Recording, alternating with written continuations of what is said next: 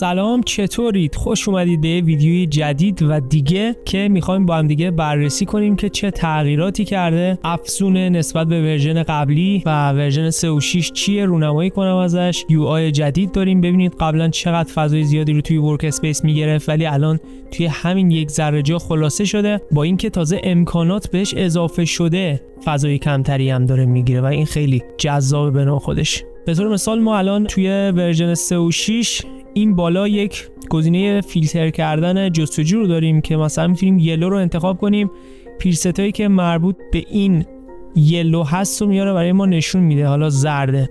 بعد جالب فولدرش هم داخل پرانتز میزنه جلوش که توی چه فولدریه. یا مثلا ما اگه اینجا بیایم بلک رو انتخاب کنیم، باز میاد پریست هایی که ربطی داره به بلک رو به اون نشون میده. حالا اینجا اسمش هست، میتونید بخونید بعدن، حالا دوستانی که تهیه کردن. اینجا میتونید پرپل رو بزنید، ببینید پریستای رنگ بنفشمونه فقط برامون به نمایش در میاره. البته اینا بگم که اینا اینجوریه پیش‌فرضه ها. مثلا الان من اینو میتونم بیام رنگشو و بعد از اینکه اعمال کردم آبی کنم یا زرد کنم، هر رنگی. تمام اینا رو میتونید رنگاشو تمامش رو شخصی سازی کنید. ولی در کل میخوام این ویژگی رو بهتون بگم که کمک میکنه بهتون که بهتر و سریعتر برسید به هر پریستی که میخواید.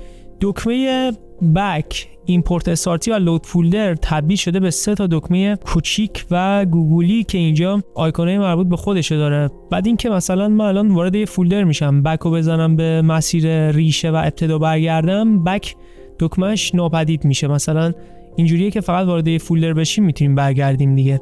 ولی من اومدم توی اینجا توی UI قرارش دادم که بمونه. وقتی رفتیم توی فولدر اینجا برامون دکمه فعال بشه بتونیم برگردیم. وقتی تو مسیر ابتدامون بودیم دیگه بک برامون غیر فعال میشه، ولی هست توی UI برای اینکه جذاب‌تر بشه.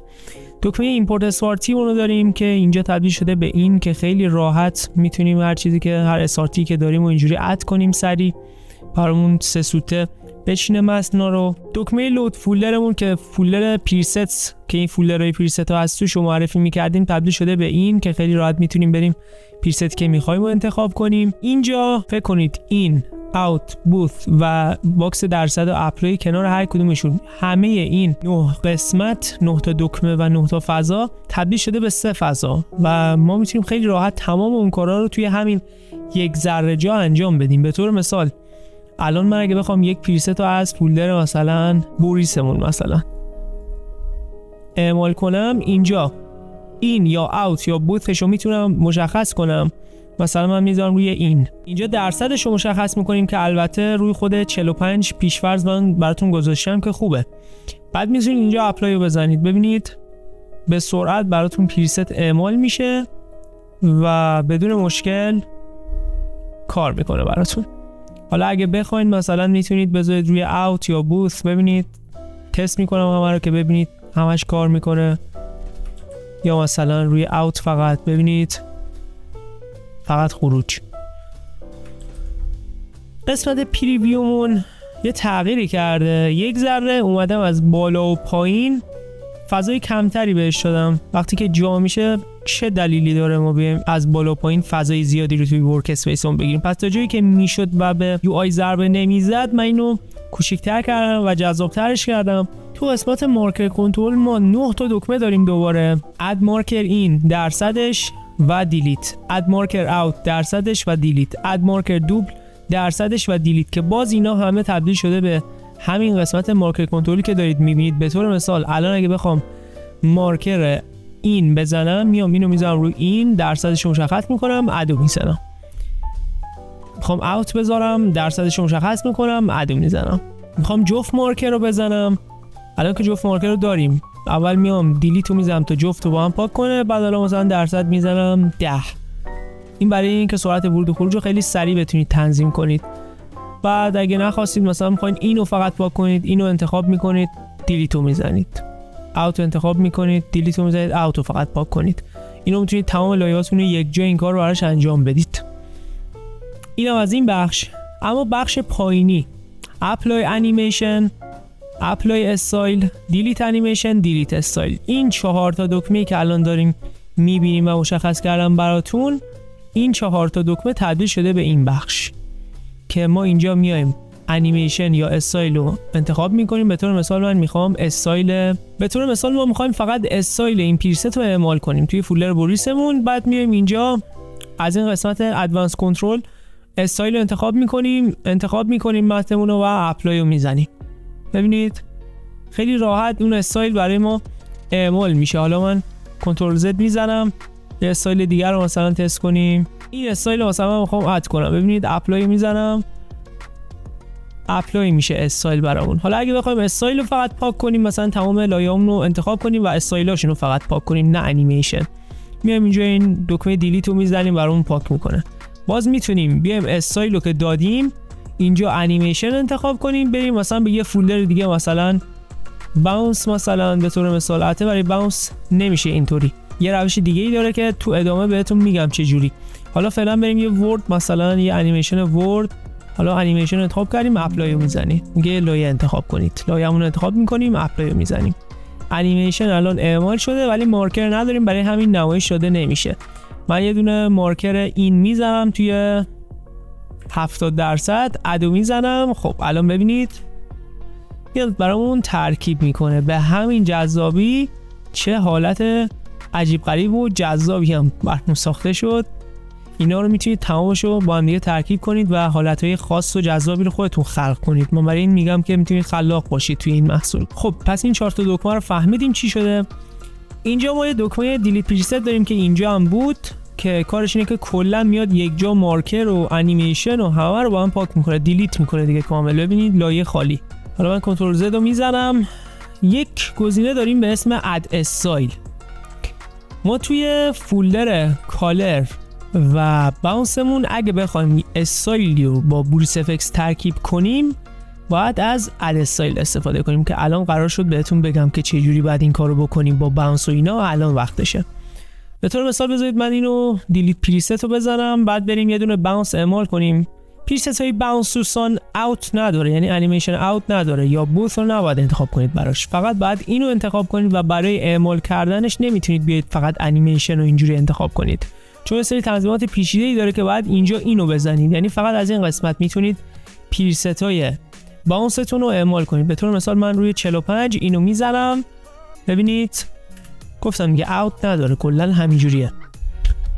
حالا برای اینکه اینجا یه سری تنظیمات گفتم بهتون میده میتونید مشخص کنید. ولی خب الان بحث ما یه چیز دیگه است، این که چه جوری حالا استایل بهش بدیم. بریم وارد یه فولدر دیگه بشه، مثلا بوریس افکس.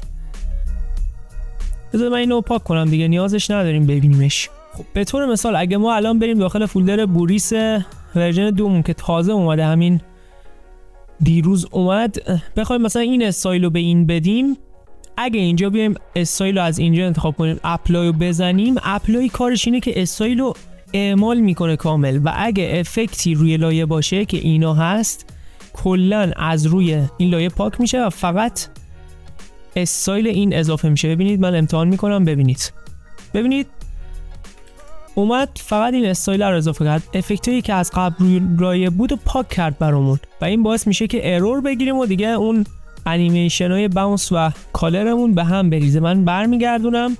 خب ببینید اینا بود. الان حرکتمون درسته.